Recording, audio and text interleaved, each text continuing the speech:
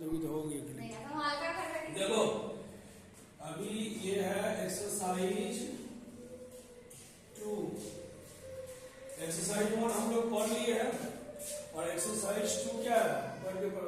प्रतिलोम त्रिकोणमितीय फलन, ठीक है ना। इसमें हम लोग एक्सरसाइज ये क्लास 12 का है, क्लास 12 का मैथ्स है।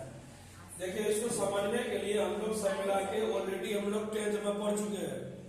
तो 10th में जब पढ़ चुके थे तो 10th में टोटल जो फंक्शन होते हैं ट्रिग्नोमेट्रिक फंक्शन कितने होते हैं? 6।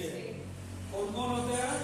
सबसे पहला आता है साइन थीटा, दूसरा होता है कॉस थीटा, तीसरा होता है टेन थीटा, उसके बाद क्या होता है कोसेक थीटा, कोसेक थीटा के बाद क्या होता है सेक थीटा, और उसके बाद क्या होता है कॉस।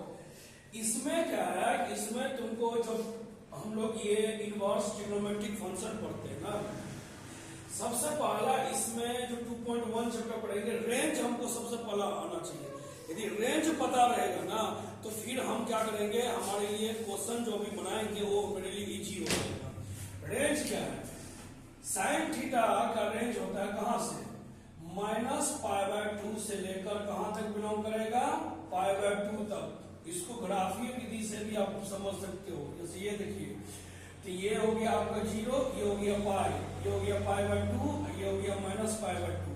तो ये यहां से लेकर यहां तक बिलोंग करेगा। तो यदि फर्स्ट क्वाड्रेंट में आ रहा है तो भैया आ रहा है प्लस में, यदि फोर्थ क्वाड्रेंट में आएगा तो रिजल्ट किसमें आएगा? माइनस में आएगा साइन थीटा। इसी तरह कोस थीटा का रेंज क्या होता है? 0 से लेकर पाई तक, माने यहां से स्टार्ट करेगा और ये कहां तक जाएगा? पाई तक। ये है कोस थीटा। रेंज बहुत इंपॉर्टेंट, रेंज याद नहीं रहेगा बनबे नहीं करेगा क्वेश्चन, याद रखना।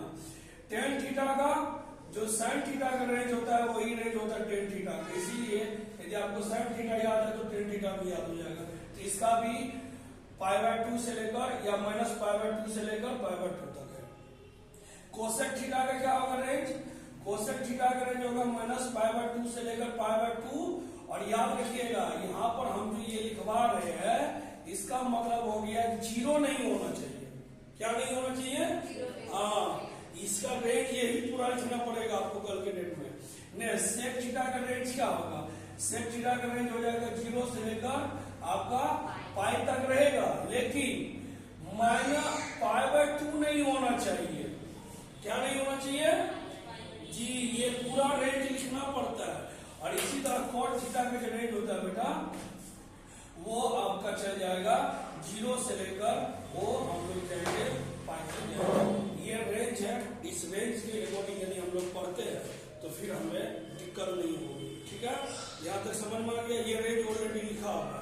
हम अभी एक एक करके क्वेश्चन बताएंगे, उसमें रेंज सब देते रहेंगे तो आप लोग समझिएगा और कैसे बनता है वो ध्यान में रखिएगा। देखिए रेंज अभी सब इस क्वेश्चन में लिखा जाएगा, हर एक क्वेश्चन में रेंज लिखा जाएगा। जैसे निकालिए आप, एक्सरसाइज है 2.1 पहला क्वेश्चन, लाइए बुक रही।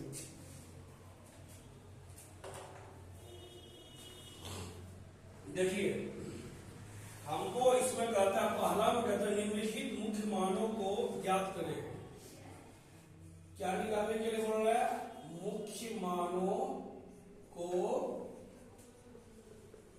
ज्ञात करें।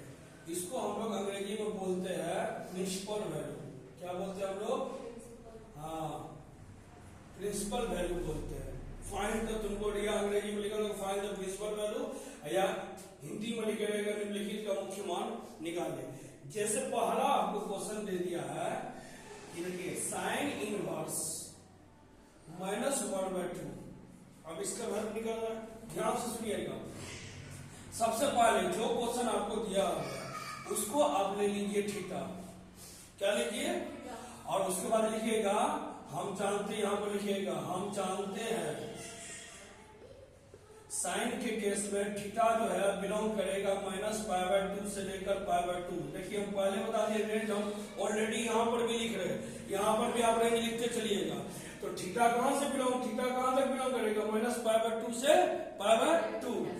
आप साइन इनवर्स, आप इसको क्या लेना है? इसको लेना है आप साइन थीटा बराबर लिखेंगे -π/2। हम लोग को ऑलरेडी पता है कि साइन थीटा यदि 1/2 होता है तो साइन थीटा 1/2 कब होता है? जब इसका मान 30 डिग्री हो, थीटा का मान। इसी 30 डिग्री को हम लोग क्या लिखते हैं? π/6 लिखते हैं। कितना लिखते हैं?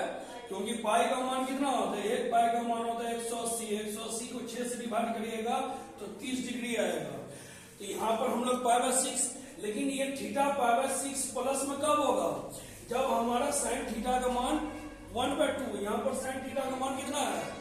तो अब ये पता है कि इसका रेंज कहां से -π/2 से लेकर कहां तक मैच कर रहा है? π/2 तक। तो ये जो वैल्यू है माइनस, ये किस क्वाड्रेंट में है? फोर्थ क्वाड्रेंट में है। और फोर्थ क्वाड्रेंट में क्या होता है? माइनस होता है। तो इसका आंसर क्या हो जाएगा? थीटा बराबर क्या हो जाएगा? -π/6। बोलेंगे यही हो गया इसका आंसर।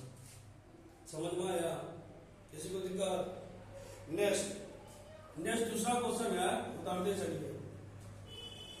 कोस इनवर्स √3/2 आपको दे दिया है, यही क्वेश्चन है।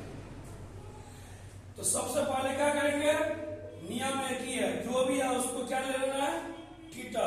और उसके बाद लिखना है, हम जानते हैं, क्या लिखेंगे?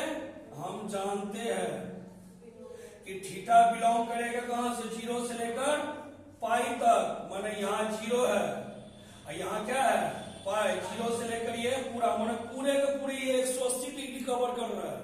ध्यान से रखिएगा, कितना कर रहा है? 180। अब चूंकि अब यहाँ पर cos थीटा बराबर क्या लिखेंगे? √3/2। तो थीटा का मान √3/2 कब होता है? हम लोग 10th में पढ़े थे, जब 30 डिग्री होता है। तो 30 डिग्री को हम लोग फिर क्या लिखेंगे? π/6 बोलेंगे। लिखिए सर, ये आंसर हो गया। किसी को दिक्कत समझने में? चलिए उतारिए फटाफट। हाँ, सेकंड वाला इसलिए क्योंकि थीटा का मान प्लस में है, तो भैया वो 0 से लेकर यहाँ तक तो बिलोंग कर ही रहा है। यदि इसी क्वाड्रेंट में फर्स्ट ही बना रहा है तो फर्स्ट में पॉजिटिव है। तो थीटा का मान तो हम लोग 10th में पढ़े थे, जब 30 डिग्री होता है cos, तो उसका मान होता है √3/2। तो सीधे लिख दिए हम। जब हम सेकंड क्वाड्रेंट में जाएंगे तब ना हम इसका चेंज होगा, क्योंकि ये 180 तक है, फिर उसको कंपेयर करके लिखना पड़ेगा हमको। तो चूंकि अभी आया नहीं, नेक्स्ट क्वेश्चन आएगा तो फिर माइनस में भी आएगा, तो उसको पता चलेगा। समझ गई ना? तो लिखिए इसको, राइट कर जल्दी से फटाफट।